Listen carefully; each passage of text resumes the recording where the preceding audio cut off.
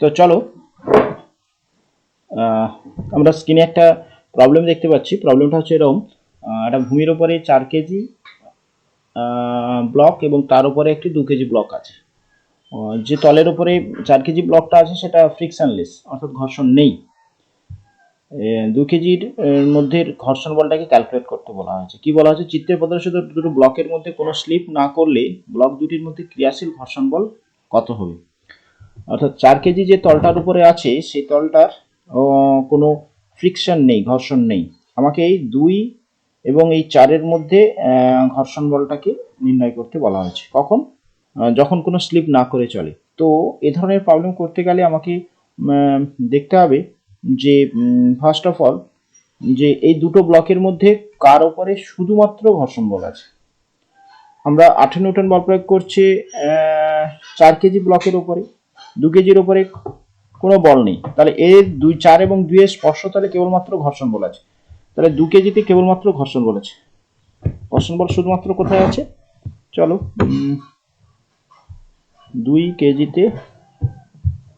কেজিতে শুধুমাত্র ঘর্ষণ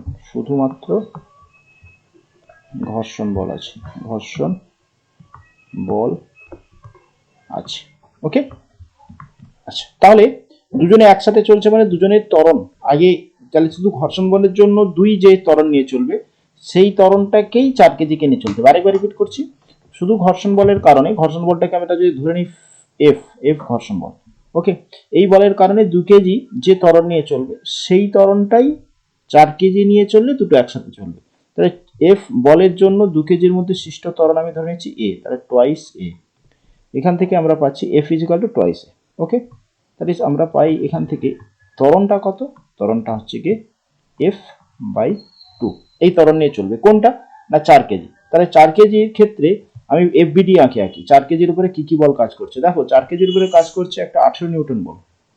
আর কি কাজ করছে, এই যে তল 4 কেজি এবং 2 কেজির যে স্পর্শতল সেই স্পর্শতলে কাজ করবে ফ্রিকশন। ওকে, তাহলে এর ফলে এই ব্লকটা এ ত্বরণ নিয়ে চলবে এদিকে। তাহলে এর জন্য আমরা কি লিখতে পারি, এফবিডি থেকে আমরা কি লিখতে পারি, 18 নিউটন বল বিযুক্ত friction force is equal to ওই 4 কেজি ব্লকটা এ ত্বরণ নিয়ে চলছে, তাহলে দুজনে একসাথে চলবে। ক্লিয়ার হয়েছে? তাহলে 18 minus F is equal two F4 into F/2 চলছে। F/2 2 1 আর হচ্ছে কি এটা 2, তাহলে দাঁড়াচ্ছে এটা টোয়াইস এফ।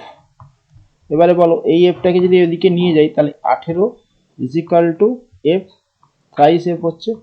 তাহলে এফ কত হচ্ছে, এফ হচ্ছে গিয়ে 18/3, দ্যাট ইজ ইকুয়াল টু 6। আমাকে বলেছিল ফ্রিকশন নির্ণয় করতে, আশা করি ফ্রিকশন নির্ণয় করা সম্ভব হলো। ক্লিয়ার? চলো, থ্যাংক ইউ।